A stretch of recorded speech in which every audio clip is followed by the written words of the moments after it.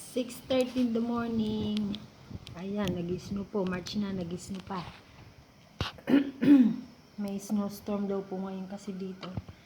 Ayan, first time kong makita ng ganyan. Yung snow, makapal na. Tapos napakadilim ng sky.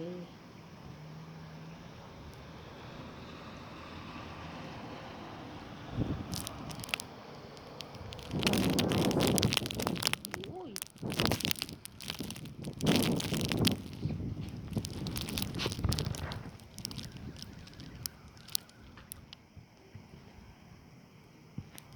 Papasok lang ni Esteban sa work.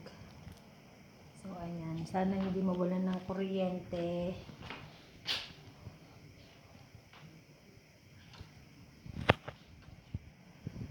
Ito yung pinakamadaming snow na nakita ko simula nang dumating ko dito. Yan, dito sa Sweden. Pero sa Norway, mas makapal. Mas madami tsaka doon sa ibang part ng Sweden. Dito sa south, malapit daw kasi sa mga coast. Kaya hindi masyadong nagyayelo ng makapal. But today, ayan, may snowstorm. March na, may snowstorm pa.